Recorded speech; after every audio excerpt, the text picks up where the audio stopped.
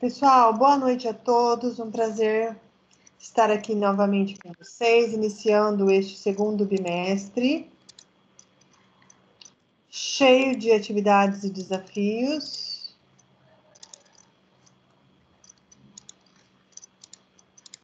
Inicio a aula de hoje, então, com os seguintes presentes. Alunos: Eduardo Granzioli, Gabriela Bielewski, Jennifer Maia, Juliana Borba, Luiz Henrique de Oliveira, Matheus Murilo Salvador e Stephanie Borim. É isso mesmo, meu povo? Tem alguém que está na sala remota que eu não chamei o nome? Se pronuncie agora, para não ficar com falta. Bom, iniciaremos a aula de hoje fazendo a vista de prova do primeiro bimestre, a prova oficial, a avaliação 1. Então, já deve estar aparecendo aí para vocês as questões que foram cobradas na nossa avaliação. Então, uma das questões falava aqui, né, sobre o jogo, que é uma atividade que carrega consigo bagagens educativas, recreativas e culturais. Suas características se diferem das brincadeiras e dos brinquedos. Neste sentido, considere as afirmações a seguir. Então, afirmação 1. O jogo é o resultado de um sistema linguístico que funciona dentro de um contexto social? Sim. Número 2. O jogo compõe um sistema de regras que permitem sua compreensão diferenciando os significados atribuídos por culturas diferentes? Sim. E 3. O jogo pode ser composto por objetos? Também. As 3 afirmações estão corretas. Então, a alternativa correta, letra B, 1, 2 e 3. Pessoal, eu estou passando as respostas corretas, mas se vocês tiverem alguma dúvida ou quiserem questionar alguma questão, vocês podem me interromper aqui no meio da vista para a gente esclarecer e conversar e discutir, tá bom? Então, seguimos. A segunda questão. A ação que a criança realiza ao jogar em uma imersão lúdica, que de forma alguma se confunde com o jogo e está intimamente relacionado à criança, é corretamente denominado de competição, jogo, descanso, brincar ou distrair-se? A resposta correta de brincar. Eu ainda coloquei aqui o jogar, ele poderia confundir nessa questão, mas aqui eu deixei bem claro, ó, que de forma alguma se confunde com o jogo. Então aqui eu não estou falando de regras, eu não estou falando de contexto educacional, nem de sistemas, né, que o jogo compõe. Aqui eu estou falando apenas da ação que a criança realiza. Então, a ação de brincar, tudo bem? A próxima questão, o brinquedo, essa questão estava dada, né? Uma afirmação só para dizer se era verdadeiro ou falso. Quer mais moleza que isso, pelo amor de Deus. O brinquedo é uma peça essencial do jogo, uma vez que possibilita a representação de tarefas do cotidiano ou até mesmo da fantasia. Sim, é isso mesmo. A afirmação verdadeira, quem colocou verdadeiro, acertou. Vamos para a quarta questão. A ludicidade é uma dimensão humana que evoca sentimentos de liberdade e ação. Abrange atividades com pretensões definidas, obrigatórias e direcionadas com objetivos específicos que vão totalmente contra a vontade alheia. Promove sentimento de culpa em um ambiente de pressão e resultado. A ludicidade não tem essas características. A ludicidade, ela não tem pretensões definidas, elas não são atividades ou estratégias obrigatórias e não precisam necessariamente estar direcionadas a objetivos específicos, principalmente aquelas que vão contra a vontade alheia, né? É o inverso disso tudo. Então, é uma afirmação falsa. A ludicidade está relacionada à qualidade do que é o lúdico. É uma consequência provocada pelo lúdico, adjetivo masculino, que tem origem no latim, ludus, que remete a jogos e brincadeiras. Sobre a ludicidade, em diferentes faixas etárias, analise as afirmações a seguir. Então, afirmação 1.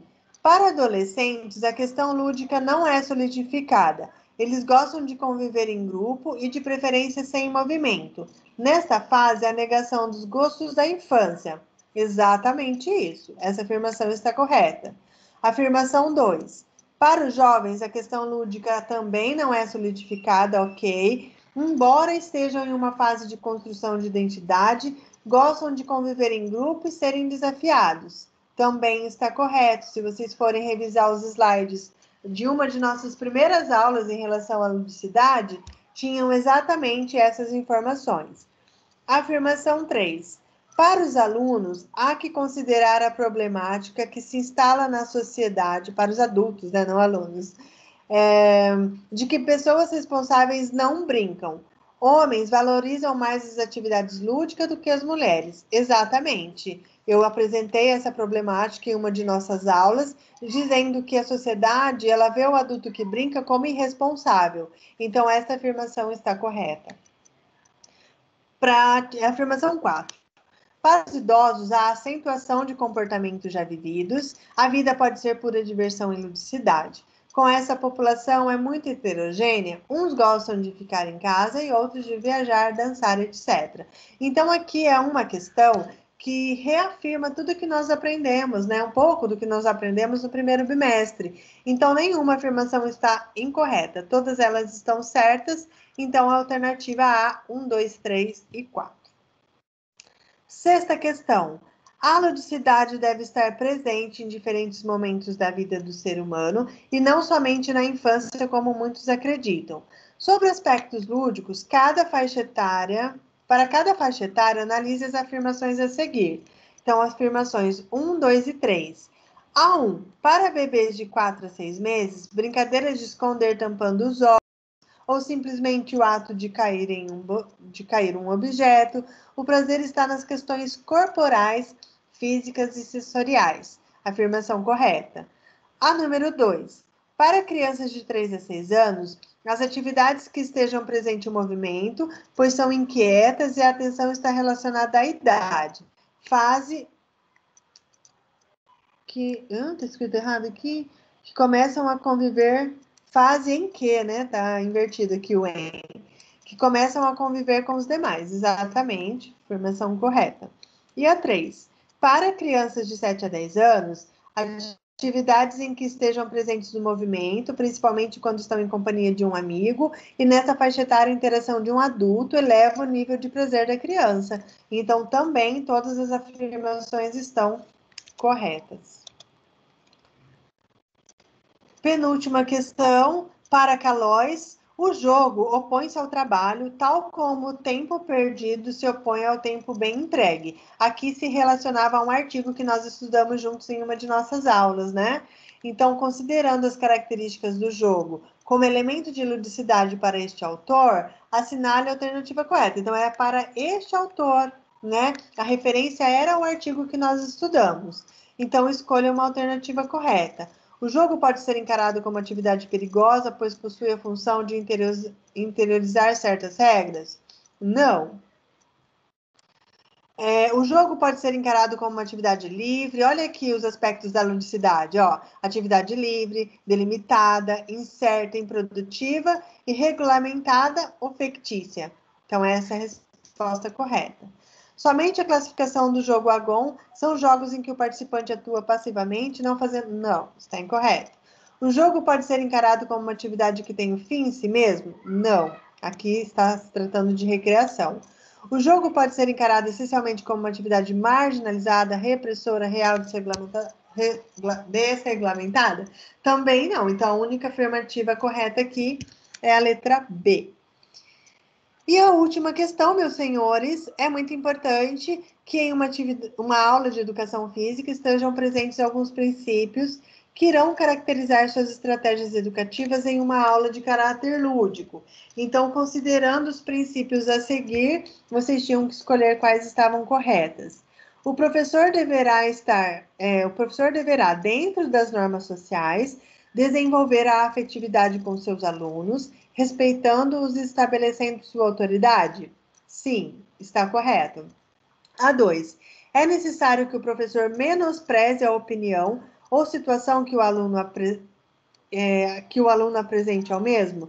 Não, né, gente? O professor não pode menosprezar a opinião ou a situação em que o aluno se apresenta. Muito pelo contrário, aqui existe uma ação presente que deve ser pautada no acolhimento, na aceitação e no respeito, também na empatia. Então, isso aqui está errada. E A3, as estratégias e as intervenções do professor devem proporcionar a motivação individual coletiva. Sim, está correto. Então, aqui, letra C, apenas 1 e 3. Acho que a maioria acertou essas questões. Aqui, as práticas corporais. Achei que essa aqui era a penúltima, tem mais uma, pessoal.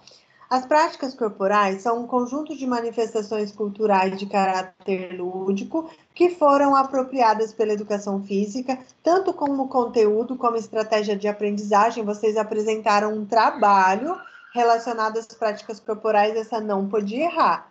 Então, assinale a alternativa correta em relação às práticas corporais. Então, dança, jogos, lutas, esportes e ginásticas. Excelente, é essa aqui mesmo. E a última, acho que essa aqui é a última? Sim. Os jogos na antiguidade eram instrumentos de preparação para a vida adulta e para a vida futura. Exatamente isso, verdadeiro, principalmente lá na Grécia Antiga, né? Idade Média, nós temos diferentes jogos preparando as crianças para a vida adulta. Pessoal, alguma dúvida em relação à vista de prova? Tudo certo? Acho que a maioria de vocês foram bem, né? Beleza. Então, vou fechar isso aqui e vou dar início à aula de hoje.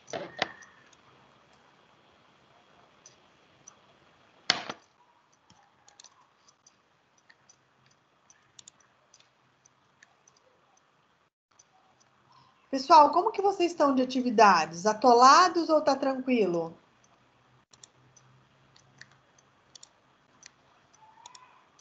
Atolado. Atolado 2. Tem tanta atividade assim, gente? Sério? Um pouco. E ainda um estágio para fazer ainda. Então, vamos lá. Se estavam atolados, hoje vocês vão ficar um pouquinho mais. Tem um trabalhão para a gente desenvolver aqui hoje. Vou embora, hein, professora? Vamos lá, gente. Força que tá, ó. Mais um mês, praticamente é Natal. Vamos lá. Olha só, eu vou dar um aulão duplo hoje, vou extrapolar um pouquinho aqui o horário, por conta do nosso desencontro da segunda-feira passada. Então, eu conto com a presença aqui de vocês do início ao final, para a gente dar conta do conteúdo de hoje e ainda explicar os trabalhos que vocês precisarão desenvolver para os nossos próximos encontros. Mas gostaria de motivá-los que segunda-feira que vem é feriado, gente. Então, vocês terão um tempão aí. Né? A gente já ficou longe um tempo, vamos ficar mais um pouco longe. Acho que vocês estão querendo é isso mesmo, né? Ficarem livres de mim. Estão conseguindo. Dia 2 de novembro é feriado. Então, vamos comigo hoje, um pouquinho até mais tarde, porque segunda-feira que vem vocês estão de folga.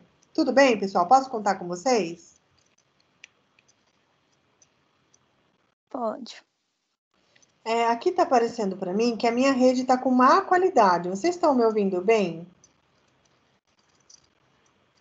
Sim. Agora tá. No começo estava um pouquinho ruim, mas agora tá. Melhorou? Então tá. Estão vendo os slides?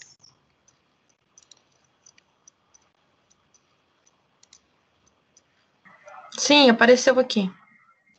Então, olha só, pessoal. Eu lembro de ter pedido ainda no primeiro bimestre para que vocês lessem algumas páginas da Base Nacional Comum Curricular. Vocês lembram disso?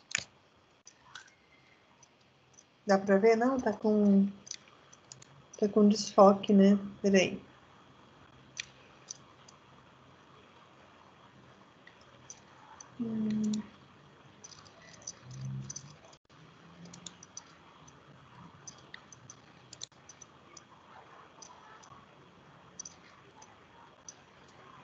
Agora acho que vai. Eu mandei esse documento para vocês, Base Nacional Comum Curricular, e inclusive delimitei o número de páginas que vocês precisavam ler. Então, eu vou considerar para essa aula que vocês já tiveram contato com esse documento. Então, quem leu vai assimilar melhor. Quem não leu, acompanhe a aula de hoje com bastante atenção, porque vocês terão que ter domínio desse documento para a preparação de aulas no futuro, no campo profissional de vocês. E, logicamente, que estudando na Unopar, vocês sairão preparados para tal função. Então, olha só, quem leu vai acompanhar. Quem não leu, acompanhará da mesma forma, mas terá que ter contato com esse documento em seguida, tá? Para enriquecer aí esse momento de formação. Então, olha só, hoje nós vamos falar da educação física e da ginástica rítmica na Base Nacional Comum Curricular e as possibilidades para ensino. Nossa, professora, mas não é aula de práticas corporais, das brincadeiras aos esportes? Por que a senhora vai falar de ginástica rítmica? Eu vou falar de ginástica rítmica porque é a minha especialidade. Eu podia escolher a educação física e as lutas, eu poderia escolher a educação física e as danças, eu poderia escolher qualquer prática corporal. Eu escolhi a ginástica porque porque é a minha especialidade. Né? Eu tenho especialização na modalidade. E diante desse conhecimento, vocês vão poder adequar para qualquer prática corporal, tá? Eu escolhi a ginástica, mas eu poderia ter escolhido qualquer outra prática corporal e isso aqui precisa ficar claro. Então, a gente vai ver as possibilidades para o ensino dessa prática, mas poderia ser qualquer outra. E nós vamos usar como referência a Base Nacional Comum Curricular. Então, espero que todos vocês já tenham esse documento em uma pastinha reservada aí no computador de vocês ou no celular. Eu vou reenviar esse documento novamente, tanto pelo AVA quanto pelo nosso grupo. Então, quem não tem, ou perdeu, ou deletou, vai ter a oportunidade de salvar o arquivo novamente. Então, olha só, educação física e a ginástica rítmica. Quais são os objetivos da nossa aula de hoje? É identificar a ginástica rítmica ou qualquer outra modalidade como conteúdo da educação física na Base Nacional Comum Curricular no ensino fundamental. Poderia ser educação infantil, poderia ser ensino médio, poderia ser educação de jovens e adultos, poderia ser qualquer modalidade, qualquer fase da modalidade da educação básica, tá? Eu elenquei a ginástica e o ensino fundamental, tá? Por conveniência, por ter mais vivência e mais experiência nessas duas escolhas, mas poderia ser qualquer outro. E ampliar o conhecimento de vocês, de graduação, alunos da graduação, a respeito do ensino e aprendizagem da ginástica rítmica ou qualquer outra prática corporal na escola e as suas possibilidades, tá? Então, vamos lá. A gente precisa saber, pessoal... Pessoal, vocês estão comigo? Eu tô com uma impressão que eu tô sozinha aqui. Vocês estão aí? É meu sonho dar aula com todo mundo que tá ligado. Será que um dia isso vai acontecer, gente? Vocês não dormem, não, gente. Se dormir, desliga o microfone para não ouvir vocês roncando. Ó, pelo amor de Deus. Vem comigo. Então, olha só. Uma das coisas que nós precisamos saber é que a Base Nacional Comum Curricular, ela está prevista nessa Constituição de 1988, na Lei de Diretrizes e Bases de 1996. Sim, é um documento antigo, né? Com certeza tem pontos que precisam ser revistos e atualizados, mas é o que nós temos no nosso país. É o que tem para hoje. Então, ela está prevista no Plano Nacional também de Educação, no PNE, desde 2014, que ela vem sendo implantada. Passou por testes, por revisões, por opiniões de vários especialistas, até nascer, né, a Base Nacional Comum Curricular, preparada por especialistas de cada área do conhecimento. Então, a gente tem professores aqui das mais diversas disciplinas e também, obviamente, da educação física, uma disciplina tão importante, se não mais, do que as outras. E a participação de profissionais de ensino e da sociedade, tá? Então, é um documento importante. Essa Lei de Diretrizes e Bases, aqui de 96, ela é uma legislação que regulamenta o sistema educacional público ou privado. Então, não vão pensando que a Base Nacional Comum Curricular, ela norteia apenas os ensinamentos das escolas públicas. Não, as escolas privadas, particulares, também precisam ter como base o ensino este documento, tá? Então, ela regulamenta, ó, tanto o sistema educacional público ou privado, que vai da educação básica até o ensino superior. Então, essa lei, ela regulamenta o sistema de educação no nosso país, tá? E como essa lei está prevista na Constituição de 1988, a gente tem aqui, então, um documento preparado por especialistas, previsto no Plano Nacional de Educação de 2014, que faz parte de todo esse contexto.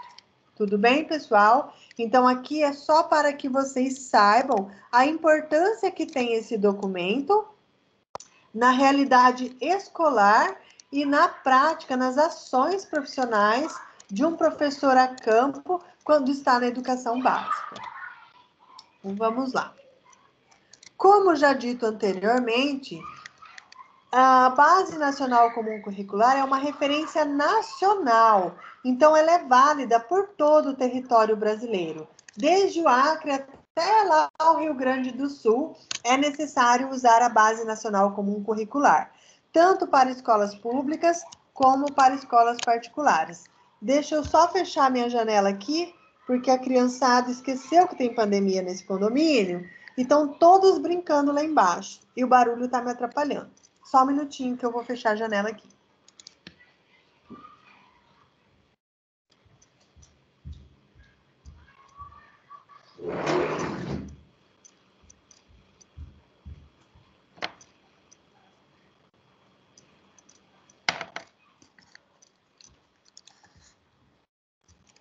Agora melhorou. Acho que vai dar bom. Então, pessoal, lógico que se nós formos pensar em termos, né, de Brasil, a gente sabe que a multiculturalidade da nossa nação, né, as etnias, as raças, as mais diferentes culturas, elas estão presentes no mesmo país. Então, a cultura lá do Amazonas, ela é muito diferente da cultura, por exemplo, do Rio Grande do Sul. Então, essa Base Nacional Comum Curricular, embora seja um documento norteador daquilo que você vai ensinar e precisa ensinar para os seus alunos, precisa desenvolver nos seus alunos competências, habilidades, por meio dos diferentes objetos de conhecimento de cada disciplina, no nosso caso, a educação física, a gente precisa trazer adequações para a realidade de cada escola. A gente nem precisa passear do norte para o sul para falar de culturas diferentes. Se nós formos falar dentro de um mesmo estado, de escola pública e particular, nós temos realidades muito diferentes, tá? Então, a gente precisa adaptar o que está lá à nossa realidade.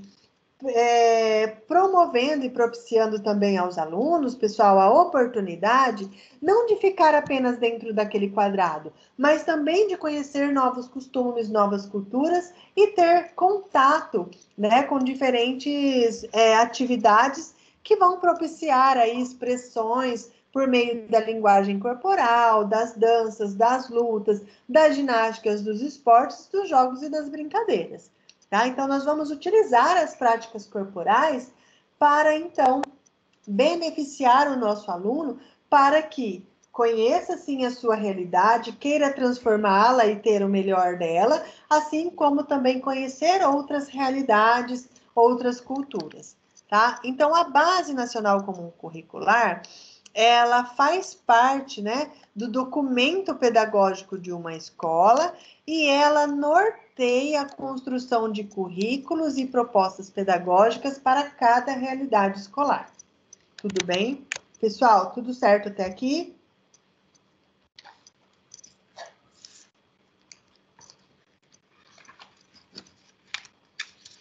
Sim ou não? Vou pegar no pé de vocês hoje, falem comigo. Beleza, então manda um sinal de fumaça aí de vez em quando para eu não achar que estou sozinha.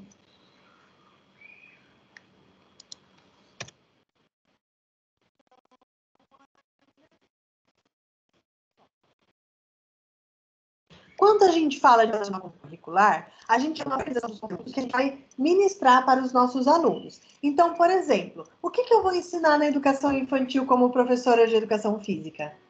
Né? Uma pessoa, um profissional totalmente sem experiência, acabou de se formar, né? Quando a gente acaba de se formar, a gente quer muito atuar como profissional, mas a gente não tem a experiência. Então, dentro da Base Nacional Comum Curricular, vocês vão encontrar uma proposta daquilo que vocês podem desenvolver nos alunos em diferentes modalidades da educação básica. Então, essas aprendizagens, elas vão promover um desenvolvimento de competências. E o que são competências, pessoal? Para a Base Nacional Comum Curricular, a competência, que é o que você vai desenvolver no seu aluno, é a mobilização de conhecimentos, conceitos e procedimentos, a mobilização de habilidades, que está relacionada com práticas cognitivas e socioemocionais, e a mobilização de atitudes e valores para resolver demandas complexas da vida cotidiana, do pleno exercício da cidadania e do mundo de trabalho. Lembrando que a escola, em suas diversas funções, também tem o dever, né, de formar um cidadão para conhecer os seus direitos e deveres, para exercer a cidadania, para estar pronto para o mundo do trabalho. Nós sabemos que isso está muito longe da realidade ainda, mas nós temos que, enquanto profissionais da educação física, enquanto professores, saber que nós estamos caminhando e sempre melhorando neste sentido, tá? Nós estamos indo nessa direção cada vez mais próximos dela, tá? É assim que nós precisamos pensar. Porque a gente precisa agora, professores, né? Vou considerá-los já como professores. Nós precisamos estar não do lado que atira no professor, que atira na escola, que bombardeia a escola pública, que bombardeia a escola particular. Não. Agora nós estamos no outro lado. Agora nós precisamos defender o nosso ambiente de trabalho. Tá? A escola é o nosso ambiente de trabalho. Os professores compõem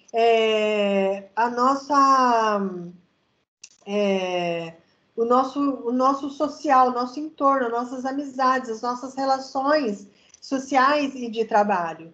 Então, a gente precisa agora se pôr do outro lado e aprender a defender, a elogiar, a colaborar, a somar com esse ambiente que agora faz parte do nosso, que, né, fará parte do cotidiano de vocês, faz parte do meu.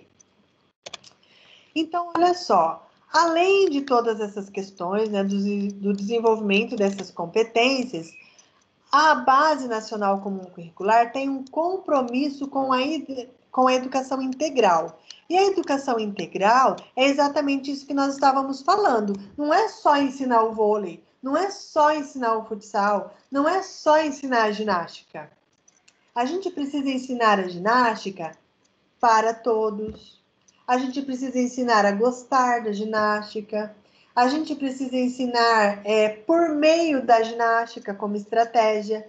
Então, aqui, esse compromisso com a educação integral, ela está relacionada com o que o aluno vai aprender, o seu aluno vai aprender, o que o seu futuro aluno vai aprender e para que ele vai aprender aquela disciplina, aquele objeto de conhecimento, aquele conteúdo previsto no seu plano de aula.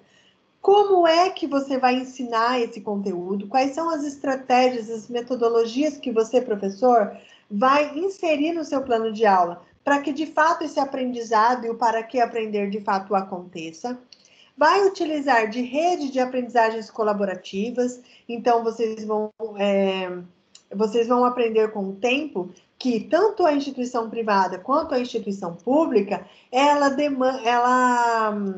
fornece instrumentos para que essa aprendizagem sua como professor e a do seu aluno no chão da quadra, lá no chão da escola, tenham colaborações, tenham diferentes instrumentos que corroboram com o aprendizado, tá? E com os conteúdos que você vai passar, então, para os seus alunos. E também, pessoal, como que vai avaliar esse aprendizado?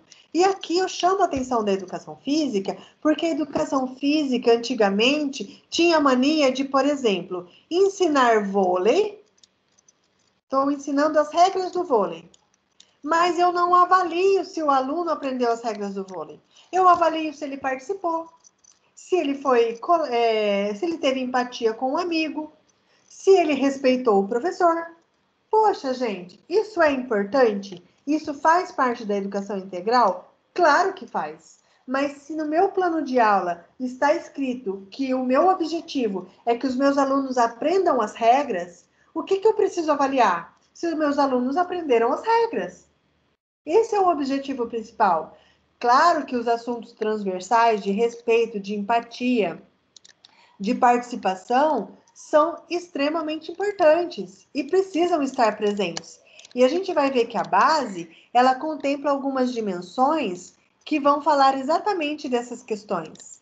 Mas a gente precisa parar de ensinar X e avaliar Y. E isso acontece muito ainda nos planos de aula. Então, eu vou ensinar handball e eu vou avaliar se meu aluno participou? Só isso. Compreendem onde está o nosso calcanhar de Aquiles? Então, se eu vou ensinar handball, eu vou ensinar por meio de ou vou ensinar o handball? Primeira coisa, a escolha. Ah, não, eu vou ensinar os meus alunos a entenderem a estratégia de passe no handball. E para isso eu vou utilizar não o handball, mas eu vou utilizar a bola queimada, por exemplo. Então, o que eu vou avaliar?